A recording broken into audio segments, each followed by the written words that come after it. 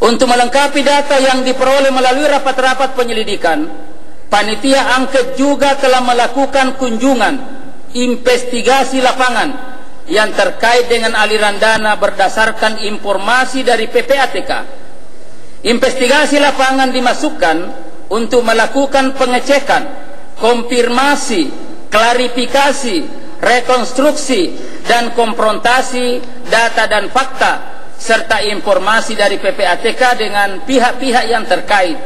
Investigasi lapangan diadakan di 5 wilayah kota, yaitu Jakarta dan sekitarnya, Makassar, Medan, Surabaya, dan Denpasar.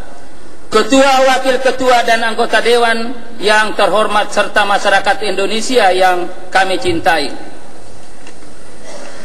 hasil pelaksanaan tugas penyelidikan dalam rangka pengusutan kasus Bank Senturi disusun dalam suatu dokumen laporan lengkap yang terdiri dari 7 bab, yaitu bab 1 pendahuluan, bab 2 kerangka kerja dan metode kerja panitia angket, bab 3 paparan data dasar atau basic data, yang bab 4 paparan data hasil penyelidikan, bab 5 adalah analisa, bab 6 kesimpulan dan rekomendasi, bab 7 adalah penutup yang kesemuanya nanti akan kami serahkan kepada pimpinan DPR RI.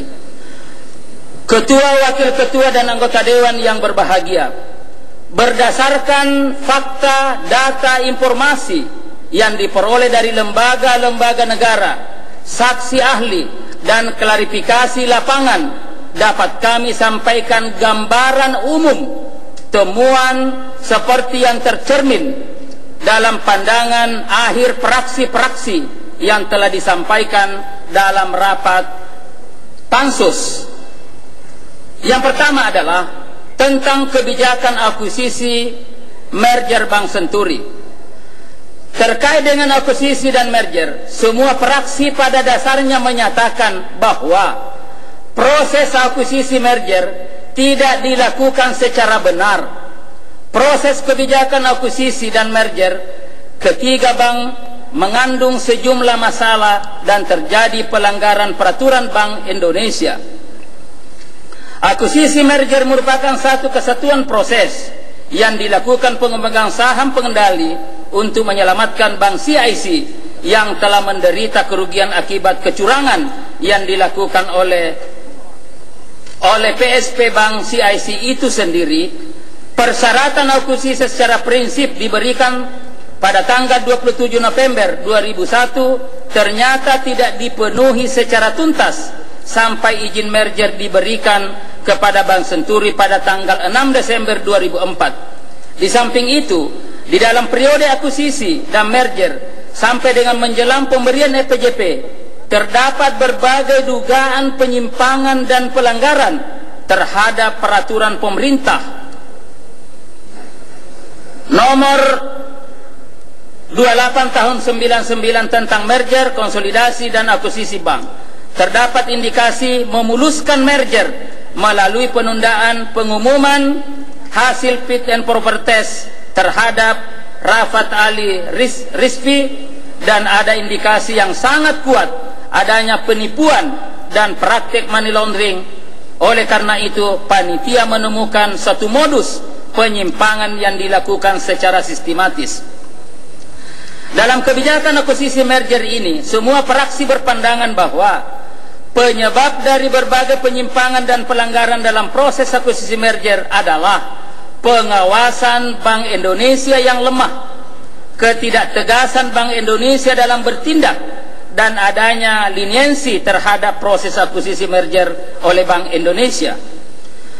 Terkait dengan adanya indikasi pelanggaran ini, maka pihak-pihak yang harus bertanggung jawab, yaitu direksi dan pemegang saham pengendali Bank CIC, Bank Senturi, Direktur Pengawasan Bank Indonesia, Deputi Gubernur Bank Indonesia, dan Gubernur Bank Indonesia, harus diproses melalui ranah hukum sesuai dengan peraturan perundang-undangan yang berlaku.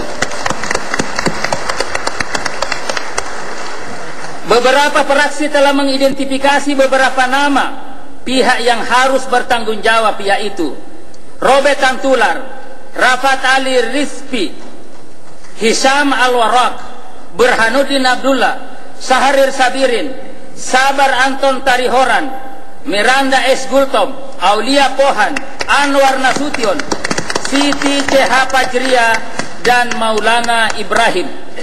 Kedua, kebijakan fasilitas pinjaman jangka pendek. Sampai pada laporan pandangan akhir praksi mengenai fasilitas pinjaman jangka pendek PJP, terdapat perbedaan pandangan dan penilaian terhadap kebijakan tersebut. Praksi Partai Demokrat berpendapat bahwa kebijakan pemberian fasilitas EPJP sudah sesuai dengan peraturan perundang-undangan. Hal ini didasarkan pada Perpu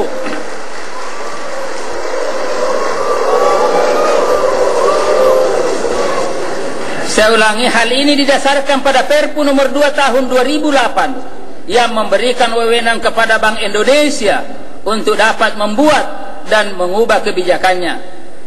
Pendapat senada disampaikan oleh fraksi Partai Kebangkitan Bangsa bahwa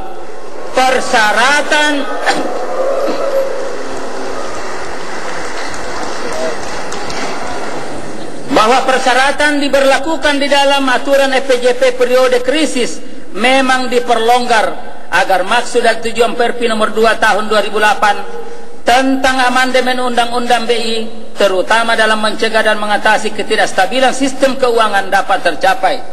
Bank Indonesia dalam pemberian EPJP kepada Bank Senturi juga telah mempertimbangkan bahwa pemberian EPJP adalah untuk menyehatkan Bank Senturi sebagai bagian dari perbankan nasional.